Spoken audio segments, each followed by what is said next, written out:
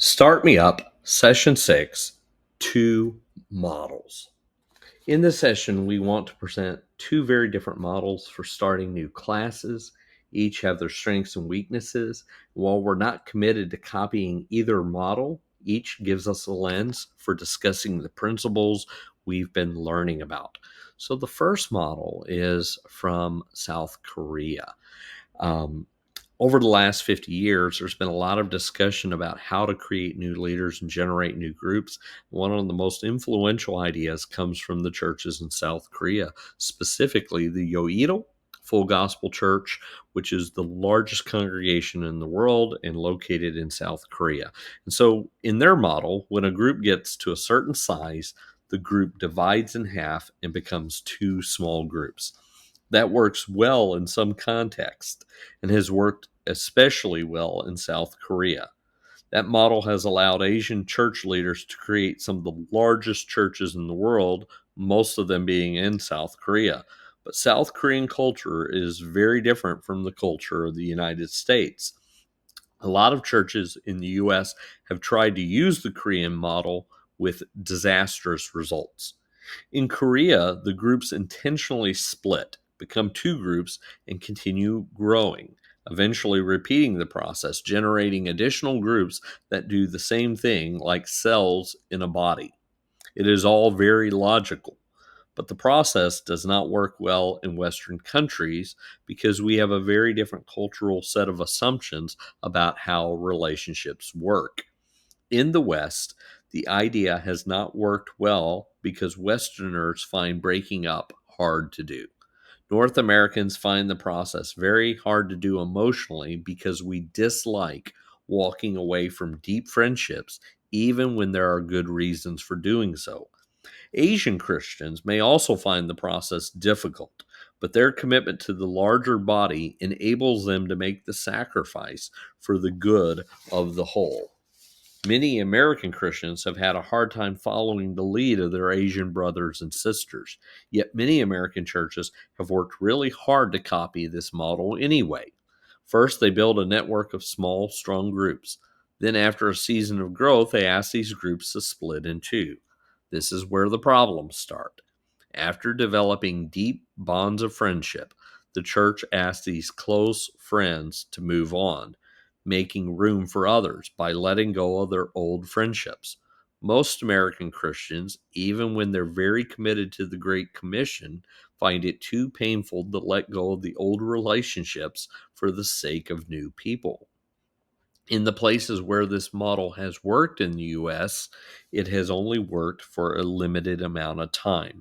Very mission minded groups have tried it, but found that after repeating the process a time or two, the members of the group have experienced such emotional pain from the sacrifices and have become so traumatized from the experience that the group simply find it impossible to continue following the pattern over a long period of time.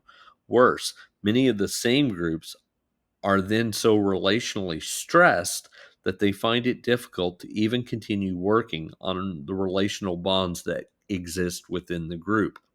Just the possibility of losing important relationships again and again makes the whole thing too painful for people to keep investing in these relationships.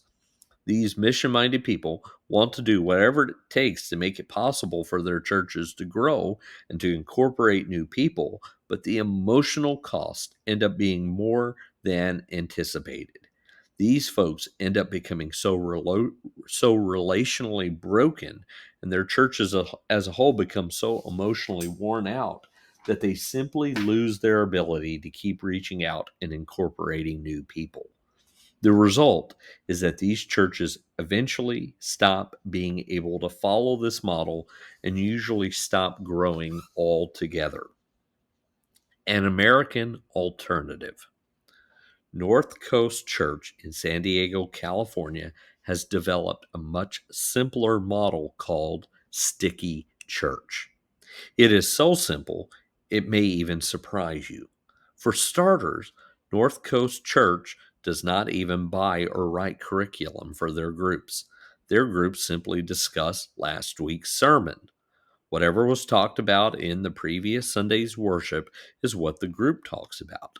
Even if the sermon was not that good, the groups in the church are at least talking about the same topic. Best of all, the topics are closely tied to and related to the normal worshiping life of the community.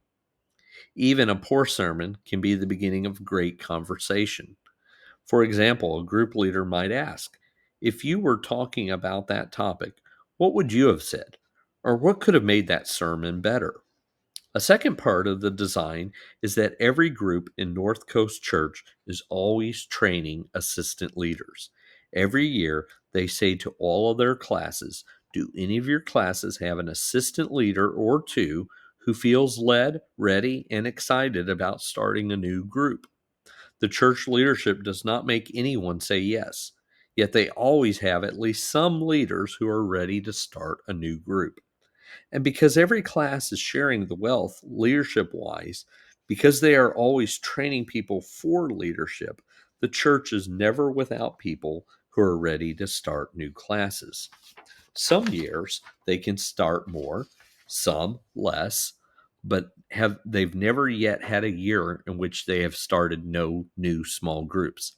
And because these leaders are generated organically from within working groups, they already know what it's like to lead. They have already had opportunities to test their skills within the context of a stable group. They are not starting absolutely brand new with their new group. They have already had leadership experience in small groups that work. North Coast Church has discovered that small groups are the best context for developing Christian leaders. By Christian leaders, we don't mean just ordained preachers. We mean women and men who change the world around them by allowing Jesus' kingdom to be the focus for all they do. Questions for discussion. What do you like best about the Korean model? Number 2, what do you like least about the Korean model? Number 3, what do you like best about the North Coast model? Number 4, what do you like least about the North Coast model? And number 5, which model seems to best fit the ideas we've been learning together? In our next session, we're going to talk about how to keep this going.